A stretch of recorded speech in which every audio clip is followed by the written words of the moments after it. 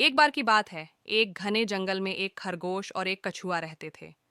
खरगोश का नाम था चंचल और कछुए का नाम था धीरज। चंचल बहुत ही तेज और फुर्तीला था, जबकि धीरज धीमा लेकिन बहुत ही समझदार और धैर्यवान था। दोनों अच्छे दोस्त थे, लेकिन चंचल को हमेशा यह बात अजीब लगती थी कि धीरज इतना धीमा क्यों है।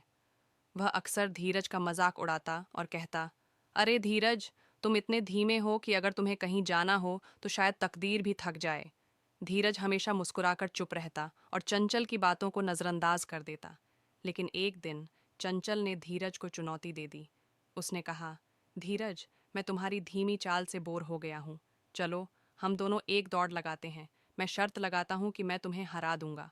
धीरज ने शांत भाव से जवाब दिया, चंचल, दौड़ना तुम्हारा शौक है, लेकिन यह जरूरी नहीं कि तेज भागने वाला ही हमेशा जीतता है। फिर भी अगर तुम्हें इतना ही मन है तो चलो, हम दौड़ लगाते हैं। जंगल के सभी जानवर इस दौड़ के बारे में सुनकर उत्साहित हो गए। सबने सोचा कि चंचल तो बहुत तेज है, वह आसानी से जीत जाएगा। लेकिन धीरज के दोस्तों को उस पर भरोसा था। उन्हें पता था कि धीरज कभी हार नहीं मानता। दौड़ का दिन आ गया। जंगल के बीचों बीच एक लंबा रास्ता तय किया गया। शुरुआती बिंदु पर चंचल और धीरज खड़े थे।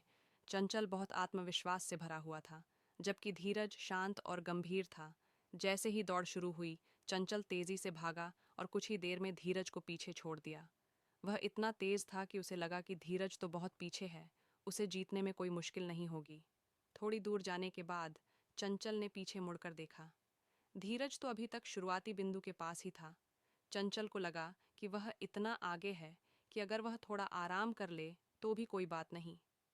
उसने एक पेड़ के नीचे बैठकर आराम करने का फैसला किया।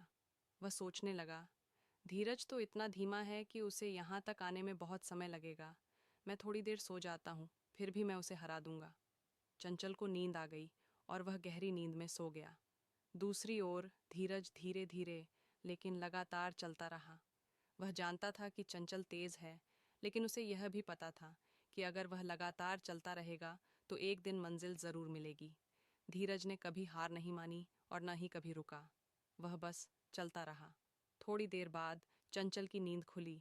उसने देखा कि सूरज ढलने लगा है। वह घबरा गया और तेजी से दौड़ने लगा। लेकिन जब वह फिनिश लाइन के पास पहुंचा तो देखा कि धीरज पहले ही वहां पहुंच चुका है।